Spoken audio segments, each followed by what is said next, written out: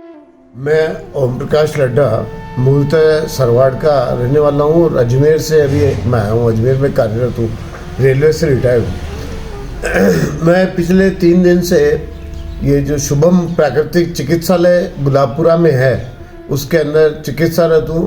Doctor पार्थिव जोशी जी के देख रेख में मेरी प्राकृतिक चिकित्सा हो रही है। ये जो चिकित्सा केंद्र है बहुत ही उत्तम श्रेणी का चिकित्सा केंद्र है। गुलाबपुरा जैसी छोटी जगह में इस तरह का श्रेष्ठ चिकित्सा केंद्र है, ये बहुत बड़ी बात है। और डॉक्टर पार्थिव जोशी जी ने इसको बहुत अच्छे से मैनेज किया हुआ है, इसमें कोई संदेह नहीं है।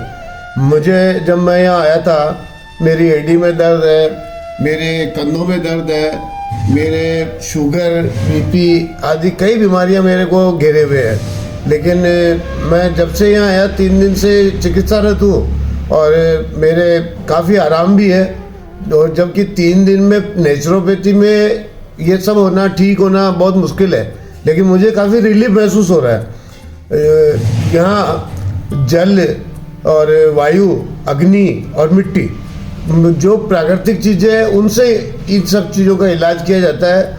और निश्चित रूप से क्योंकि मैं पूर्व में 2-3 बार बस्सी प्राकृतिक चिकित्सालय में गया, रामदेव जी के योगग्राम भी गया 3 बार, लेकिन यहाँ जो मुझे अनुभव आया वो अपने आप में एक अद्भुत है, बहुत ही श्रेष्ठ है।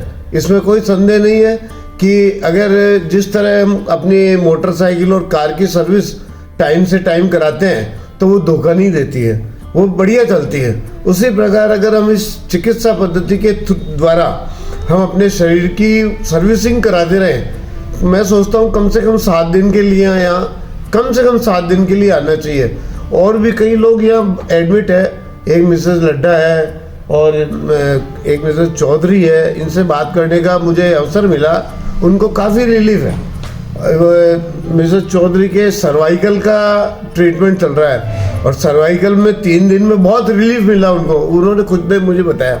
ये बहुत अच्छी बात है। और मैं सोचता हूँ कि इस युग में जब एलोपैथी और ये सारी पद्धतियों में हम फंसे हुए हैं, एलोपैथी के धोखे से बच नहीं सकते हम, उस जगह अगर इस तरह की नेचुरोपैथी की तरफ हम लौटे तो निश्चित रूप से जीवन हमारा बहुत श्रेष्ठ चल सकता है, इसमें कोई संदेह नहीं है। मैं डॉक्टर साहब का और शुभम प्राकृतिक चिकित्सालय की जो ट्रस्ट है उन सब का हार्दिक अभिनंदन करता हूँ, धन्यवाद करता हूँ कि उन्होंने इस इतनी छोटी सी जगह में इतना श्रेष्ठ केंद्र चला रखा है और ये निश्चित रूप से बहुत ही अभिनंदनीय है।